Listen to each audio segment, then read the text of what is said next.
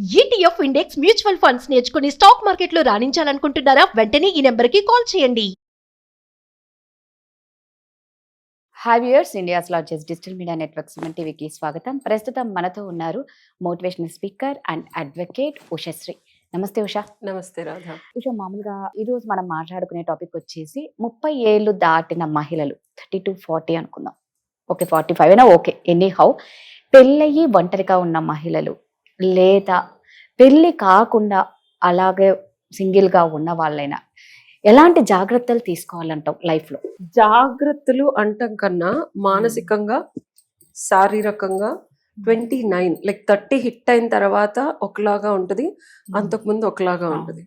20 నుంచి 30 లోపు ఏంటంటే ఎక్సైట్మెంట్, జీవితంలో అది చేయాలి ఇది చేయాలి, లవ్, సొసైటికల్ ప్రెషర్ అంతే ఉండదు. ఇంకా చదువుకుంటుంది, జాబ్ చేస్తుంది, ఏదో ఒక రోజు పెళ్లి చేసుకుంటుంది అనే సొసైటీ నుంచి మనం 30, 35, 37 వచ్చినా పెళ్ళిళ్ళు అవ్వని పరిస్థితుల్లోకి వచ్చేసాం ఇప్పుడు.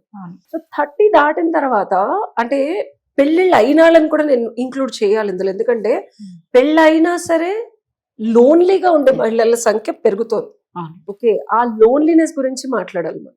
Especially most of the women divorce తీసుకునే ఎడ్జ్ లోను, లేకపోతే సెపరేషన్ లోను, లేకపోతే బ్రేకప్ లోను, పిల్లలు లేకపోతే అట్లీస్ట్ ఒక 2-3 మేజర్ రిలేషన్షిప్స్ బ్రేకప్ లోను 30+, 35 అరౌండ్ 40s కి వస్తున్నారు.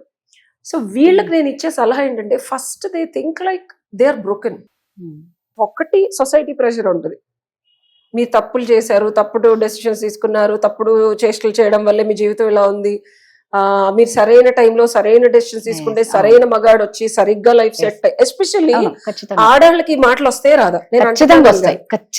ఏదో భూ ప్రపంచంలో అసలు మనమే తప్పులు చేసాము, మిగిలిన వాళ్ళందరూ కరెక్ట్ గా ఉన్నారు, అందుకే వాళ్ళకి పెళ్లిళ్ళై పిల్లలు ఉన్నారు అని ఒక రకమైన సొసైటికల్ అనకుండానే అంటూ ఉంటుంది నిన్ను ఎక్కడికి వెళ్ళినా. అండ్ అదొక మెంటల్ టార్చర్ రాదా? యూనో హౌ టు, అసలు too much first thing. And మనం సాయంత్రం ఇంటికి వెళ్ళి డోర్ ఓపెన్ చేస్తే 4 గోడలు కనిపిస్తాయి. And single women last 2-3 years లో, అంతకు ముందున్న గ్రూపులుగా ఉండేవాళ్ళు, రూమ్ షేర్ చేసుకున్నారు. మోస్ట్ ఆఫ్ ద విమెన్ నేను చూస్తుంటే సింగిల్ పేరెంట్స్ అవనివ్వు, అమ్మాయిలు సింగిల్ గా ఉండటానికి ఎక్కువ ఇష్టపడుతున్నారు. They are trying to be with themselves. And ఈ ప్రాసెస్ లో ఏమవుతుందంటే లోన్లీనెస్ మోతాదు పెరుగుతుంది. ఎందుకంటే అడ్జస్ట్ అయ్యే మెంటాలిటీ తగ్గిపోయి కొంచెం ఫినాన్షియల్ ఫ్రీడమ్, కొంచెం 1-2 జాబులు చేయడము, ఏదో ఉన్న దాంట్లో చిన్నగా సింగిల్ గా ఉండటం అనేది ఎక్కువైపోయింది. ఎందుకంటే వాళ్ళు ప్రైవసీ అనుకునే ప్రాసెస్ లో లోన్లీనెస్ ఎక్కువ హిట్ అవుతుంది. సో వీళ్ళు ఇండైరెక్ట్ గా ఒక రకమైన సొసైటికల్ క్వశ్చనింగ్ కి, అన్నెసెసరీ అంటే వాళ్ళ ఏజ్ వల్ల సైకలాజికల్ గా, ఫిజికల్ గా, మెంటల్ గా, ఎమోషనల్ గా వచ్చే చేంజెస్ అని చెప్పను నేను. ఛాలెంజెస్, ఓకే, చేంజెస్ ఎవరైనా చెప్తారు, నువ్వు గూగుల్ కొట్టినా ఏమేంటి అని తెలుస్తుంది. But there's a challenge every day that they have to face. ఒక ఆడది తనతో తను పడే ఘర్షణ ఎంత కష్టంగా ఉంటుంది తెలుసా? భూప్రపంచంలో ఎవరినైనా ఎదిరించగలదా ఆడది? But she has to answer her self. నేను తప్పు చేశానా నిజంగా? నేను సరిగ్గా ఈ అబ్బాయిని ముందే నేను గమనించి ఉంటే నా డబ్బులు సేవ్ అయ్యేమో. అండ్ ఏజ్, ఇప్పుడు నేను చూస్తున్నాను కొంతమంది క్లయింట్స్ డబ్బులు ఉంటేనే అబ్బాయిల దగ్గరికి వస్తున్నారు, డబ్బులు ఖర్చు పెడితే లివింగ్ లో ఉంటున్నారు, డబ్బులు దోచుకొని వెళ్ళిపోతున్నారు. నేనే లైవ్ ఎగ్జాంపుల్.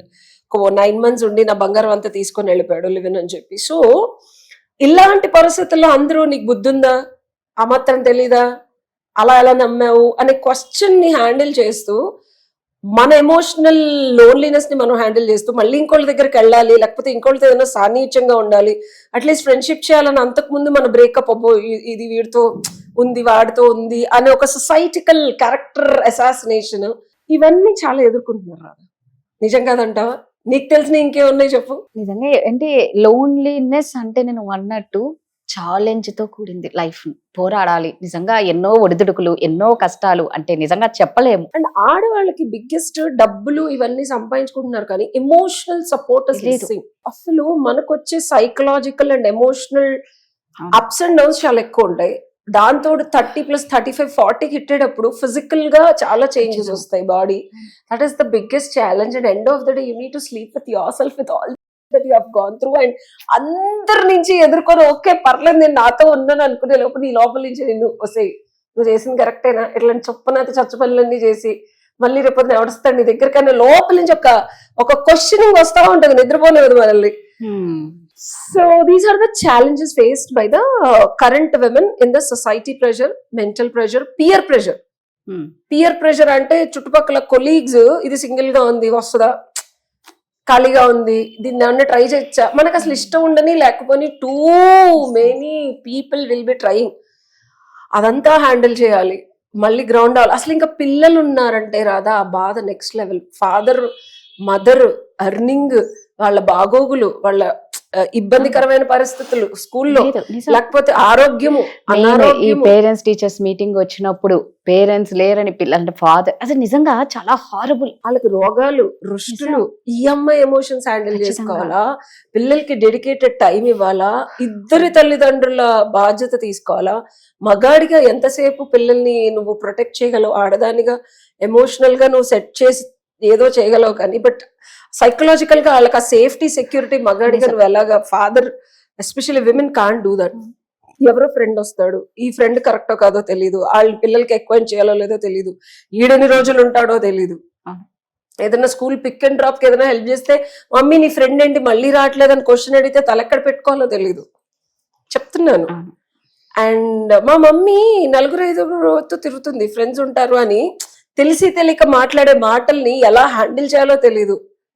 నీ లోన్లీనెస్ ని కిల్ చేయడానికి ఎవరన్నా ఇంటికి పిలవాలంటే కిడ్స్ ఏమనుకుంటారు, నువ్వు వాడి దగ్గరికి వెళ్తావా, వాడి దగ్గర ప్లేస్ ఉందా, వెసులుబాటు ఉందా, అసలు సచ్ అన్పారలల్, అసలు నీకు ఎక్కడికి వెళ్ళినా ఇట్స్ జాపటీస్ అన్నమాట. సో దీనికి సొల్యూషన్ కావాలా నీకు? సొల్యూషన్ ఖచ్చితంగా. పాపం చాలా జాగ్రత్తగా ఉండాలి. కొంతమంది చాలా సాక్రిఫైస్ చేస్తారు ఉషా, పిల్లలు తప్ప వేరే ప్రపంచం లేకుండా. నిజంగా ఎంత అంటే వాళ్ళకి ఏ లోటు రాకుండా, ఇటు వీళ్ళు ఏ మిస్టేక్ చేయకుండా ఉన్న ఆడవాళ్ళు చాలా మంది ఉన్నారు. సో మిస్టేక్ డజంట్ మీన్ రాదా ఎవరితో ఎమోషనల్ కనెక్ట్ లేకుండా, ఏ అబ్బాయి దగ్గర నుంచి physical, emotional, intellectual, spiritual, financial support లేకుండా పిల్లల్ని పెంచడం అది మంచితనం, గొప్పతనం, భయంకరమైన క్యారెక్టర్ ఉన్న తల్లి అనుకోవడం తప్పిదం అది. ఓకే, యాజ్ అ తల్లిగా you need to be grounded, you need to be emotionally stable, financially stable and spiritual గా కూడా. ఈ కోణం అసలు ఆడాళ్ళు వదిలేస్తారు. ఎప్పుడైతే నీకు 30 to 40 స్ట్రెంగ్త్ అనేది, నువ్వు తప్పులు చేసి ఆత్మ న్యూన్యత గురైపోతూ ఉంటావు. మనకి ఫారెన్ లో, ఇప్పుడు ఇండియాలో కూడా వచ్చేసాయి 30+ గ్రూప్స్, 40+ గ్రూప్స్, సపోర్ట్ గ్రూప్స్ లో జాయిన్ అవ్వండి కుదిరితే. I'm telling you the solution. So ఎందుకంటే రెగ్యులర్ పియర్ అంటే మన ఫ్రెండ్స్, మన గురించి తెలిసిన వాళ్ళు ఉంటారు కదా, వీళ్ళతోనే ఉంటే ఏమవుద్దంటే అవే చుప్నాతి ఇన్పుట్స్ వస్తూ ఉంటాయి. సో నీలాగే నీ ప్రాబ్లమ్స్, నీ సిచ్యువేషన్ లో ట్రావెల్ చేసే వాళ్ళని ఒక గ్రూప్ లాగా చేసుకొని, ఫారెన్ లో వీ హ్యావ్ కమ్యూనిటీ గ్రూప్స్ ఉంటాయి. సో ఇండియాలో కూడా ఉంది ఇప్పుడు చాలా. But don't get in to kitty parties, మళ్ళీ ఆ స్టూపిడ్ బ్యాక్గ్రౌండ్ లో కిచ్ కిచ్ కిచ్ కిచ్ కిచ్ నువ్వు ఇది కాకుండా సైకలాజికల్ కౌన్సిలింగ్ గ్రూప్స్ ఉంటాయి, కాగ్నిటివ్ బిహేవియర్ థెరపీస్. అంటే మన బిహేవియర్స్ మనకి ఎంత మార్చుకోవాలన్నా మార్చుకోలేం, but there are techniques where you have group of people. ఇవన్నీ పక్కన పెడితే ఫస్ట్ సెల్ఫ్ ఎస్టీమ్, అంటే మనల్ని మనం తిట్టుకోవడం మానేయాలి రాదా. ఇది నా పర్సనల్ గా నేను చెప్తున్నాను. ఓకే నేను తప్పు చేశాను రా భయ్, నేను చేసా. నన్ను రీసెంట్ గా ఒక ఫ్రెండ్ కూడా, నువ్వు వాళ్ళతో ఉన్నావు వెళ్తా ఉన్నావు, అరే నాకు 41 ఏళ్ళు అని, నేను ఆడపిల్లని, నువ్వెవడో వస్తాడు. ఆడపిల్ల అంటే తెలుసా అసలు ఎవరితో మాట్లాడకూడదు, ఎవరితో తిరగకూడదు, ఎవరితో ఇంకా అంటే నాకు 41 ఏళ్ళు, ఎవడో వస్తాడు ఫ్యూచర్ లో, నువ్వేదో చేస్తావు, నన్ను పెళ్లి చేసుకుంటావు, పద్ధతిగా ఉండాలంట. అంత పద్ధతిగా ఉంటే అప్పుడు మొగుడనే వాడొచ్చి వాడు సాకుతాడంట, ఏళ్తాడంట. వాడేం సాకుతాడు, వాడేం వెళ్తాడు, 41 ఏళ్ళకి ఆడేమి ఎంత ఎనర్జీ ఉంటది, వాడికి ఏం సంపాదిస్తాడో మనకు తెలీదు. బట్ మనం మాత్రం పవిత్రంగా ఉండాలంట. సో ఇట్లాంటి ఎక్స్పెక్టేషన్స్ ఉన్న సొసైటీలో ఉన్నాం మనం ఇంకా. సో ఆస్టానిష్డ్, సీరియస్లీ ఏం మాట్లాడుతున్నావు నువ్వు అన్నా నేను. అంటే నన్ను నేను చంపేసుకొని, ఇప్పుడున్న ఎలివేషన్, మనం పని చేసుకొని డబ్బులు సంపాదించాలి రాదా. అబ్బాయికి ఎంత స్ట్రెస్ ఉంటుందో మనకే అంతే ఉంటది కదా. సో మనల్ని మనం తిట్టుకోవడం మానేయాలి ఫస్ట్.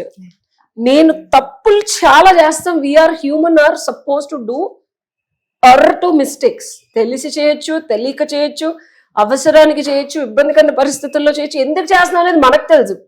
మనం తెలిసే కదా కొన్ని చేస్తాం, తెలియకుండా కొన్ని చేస్తాం. చేసిన తర్వాత ఏమవుతుందంటే గిల్ట్ ట్రిప్కి వెళ్ళిపోతారు. 30 to 40, 45 లో గిల్ట్, ఇలా చేయకుండా ఉండాల్సింది, ఇలా చేయకుండా ఉండాల్సింది. ఓకే, ఫస్ట్ ఆఫ్ ఆల్ మనల్ని మనం ఫర్గివ్ చేసుకోవాలి. It's not easy. నేను ఒక ప్రాసెస్ ఫాలో అవుతాను దానికి. ఓకే, లోపల నుంచి దుఃఖం వచ్చేస్తుంది, బాధ వచ్చేస్తుంది, అన్ని వచ్చినా I put it on paper and then I do meditation. And ఎదుటి వాళ్ళని నన్ను ఒక ఫైర్ రిచువల్ లాగా ఉంటుంది మెడిటేషన్ లో. నేను అది యుఎస్ లో ఉన్నప్పుడు నేర్చుకున్నాను. అండ్ దట్ రిలీజెస్ మీ. లేకపోతే ఇంత ఫ్లాలెస్ గా, ఇంత ఎమోషనల్ షిట్ ఉండి, ఇన్ని ప్రాబ్లమ్స్ ఉండి కూడా ఎమోషనల్ బ్యాగేజ్ ఉండదు నాకు. చూసావు కదా, ఫస్ట్ ఆఫ్ ఆల్ ఫర్గివ్ చేసుకుంటే ఆ ఎమోషనల్ గా మనం అనుకుంటాం శరీరం క్లీన్ చేసుకోవడం కాదు, మనం చేసిన తప్పుల నుంచి మనకి మనమే శిక్ష చేసుకొని ఊరిలో పడిపోతారు ఆడవాళ్ళు. ఏం పర్లేదు, మగాడికి నువ్వేమి తక్కువ కాదు, మగాడి కన్నా ఎక్కువ రెస్పాన్సిబిలిటీ తీసుకొని పరిగెడుతున్నప్పుడు నువ్వు కూడా ఆడేదైతే వ్యాపారంలో అబద్ధాలు చెప్పి తప్పులు చేసి ఎలా అయితే డబ్బులు సంపాదిస్తున్నాడో నువ్వు you don't bring the character of a women. ఇక్కడ అమ్మాయి క్యారెక్టర్ ని తెచ్చేసి కలుపుతున్నారు. Don't do it. అండ్ వాళ్ళేదో ఎక్స్పెక్టేషన్ లో కలిపితే మనల్ని మనం అలా తోసుకోకుండా you need to cleanse our emotions. And మనం ఏం తప్పులు చేసినా మనల్ని మనం ఫర్గివ్ చేసుకోవాలి. అది ఈజీ కాదు, అనుకోని ప్రాసెస్ ఉంటాయి. యూట్యూబ్ లో చూసి చాలా ప్రాసెస్ ఉన్నాయి. ఎమోషనల్ గా ఎప్పుడైతే నువ్వు తప్పు చేయలేదు, నువ్వు గో త్రూ అయ్యేది ఓకే. నీ అవసరాలు, నీడ్స్, వాంట్స్ పక్కన పెట్టేసి నీ అవసరాలు ఏవైతే ఉంటాయో అది గొంతు చించుకొని అరుస్తూ ఉంటుంది లోపల నుంచి. వాటిని డెఫినెట్ గా ఫుల్ఫిల్ చేసుకోవాల్సిందే రాదా. నేను అది పచ్చిగా చెప్తున్నాను. These are the basic needs. అమ్మాయికి ఎమోషనల్ నీడ్, ఇంటెలెక్చువల్ అంటే అన్ని మనమే ఆలోచించుకోలేం. ఒక సపోర్ట్ స్ట్రక్చర్, మనకన్నా ఎలివేటెడ్ గా ఉన్నోళ్ళు ఒక తోడు డెఫినెట్ గా కావాలి. అది ఫిజికల్ గా లేనప్పుడు అట్లీస్ట్ ఎమోషనల్ గా కానీ ఇంటెలెక్చువల్ గా కానీ ఒక తోడుని తెచ్చుకొని నీ లైఫ్ ని అట్లీస్ట్ బేసిక్ స్టేబుల్ గా ఎర్న్ చేసుకోవడానికి, నీ వరకు నువ్వు బతకడానికి ఒకరి మీద ఆధారపడకుండా చేసుకుంటే దెన్ అది సింగిల్ అవని, రేపొద్దున ఎవరన్నా రాని, ఎవరన్నా వదిలేని, నీ ఫోకస్ అండ్ సెల్ఫ్ కేర్ 30+ తర్వాత అసలు మనం పనిలో పడిపోయి సెల్ఫ్ కేర్ అనేది, సెల్ఫ్ కేర్ డజంట్ మీన్ అని అందరు డాక్టర్ల బాగా తినండి, బాగా నిద్రపోండి.